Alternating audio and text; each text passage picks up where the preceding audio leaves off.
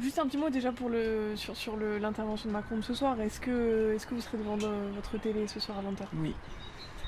Pour quelle raison vous allez regarder? Déjà parce que je suis impatiente de savoir ce qu'il va dire au vu des tournures qu'ont pris ce grand débat.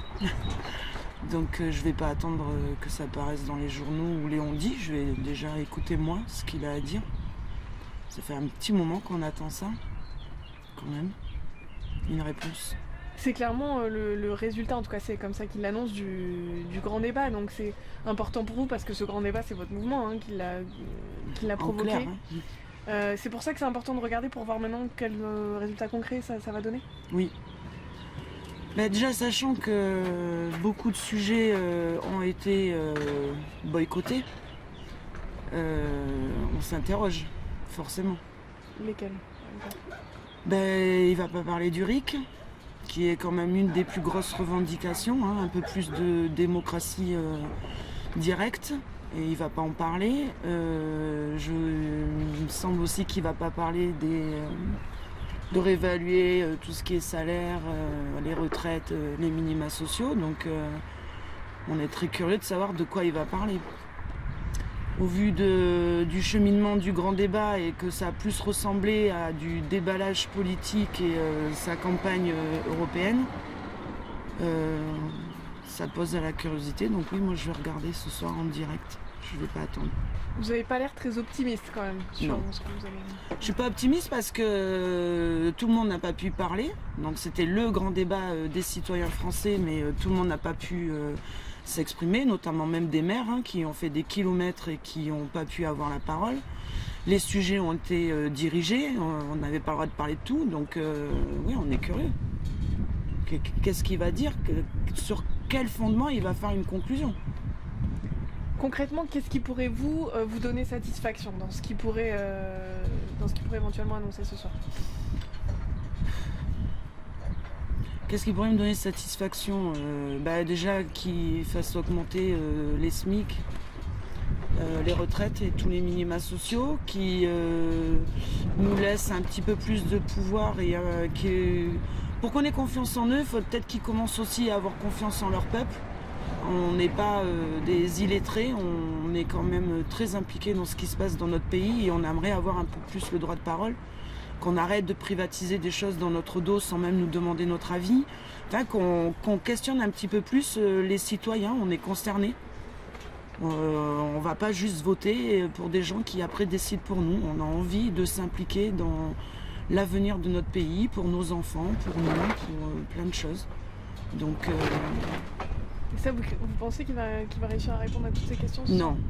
Non, de toute façon, quand on entend Monsieur Édouard Philippe qui clairement nous fait comprendre que ça va pas changer grand-chose, qu'ils vont pas changer de cap, on n'attend pas grand-chose. On attend encore un gros retournement excusez-moi l'expression, mais ça va être encore un gros retournement de cerveau pour essayer de convaincre ceux qui sont dans le doute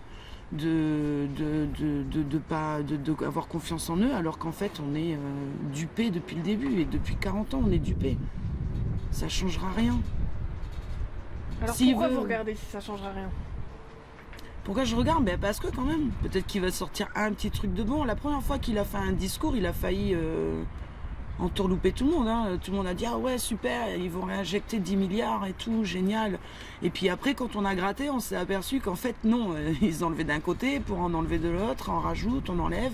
Et en fait ça change rien. Les primes, pas beaucoup ont pu la percevoir. Moi spécialement, après la loi Macron, j'ai plus droit à la prime d'activité. Alors, Vous serez là, vous serez ici demain. Il y a de grandes chances pour que ça change pas votre combat. Ah oui, je serai là, jusqu'au bout. Le problème qui se passe, c'est qu'au départ, il avait les clés en main. On est descendu pour un ras-le-bol, le carburant. Et puis à force, on s'est parlé sur les ronds-points, tous ensemble, de tout parti, de tout niveau social et de toute profession aussi. Et on s'est rendu compte en fait qu'il y avait une grosse colère avec une base. Et la base, c'était un manque de démocratie directe, un manque d'écoute du peuple. Et c'est trop tard. Quand ils ont pu désamorcer ça, ils l'ont pas fait.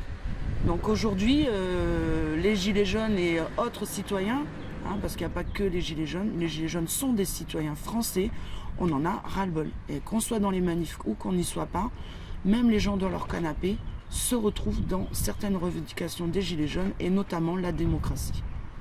Donc, ce grand débat, c'était un début de démocratie, en tout cas c'était comme ça que c'était annoncé. Qu'est-ce qu'il a changé ce grand débat-là? Mais il a changé qu'il n'a pas traité tous les sujets qu'il y avait à traiter.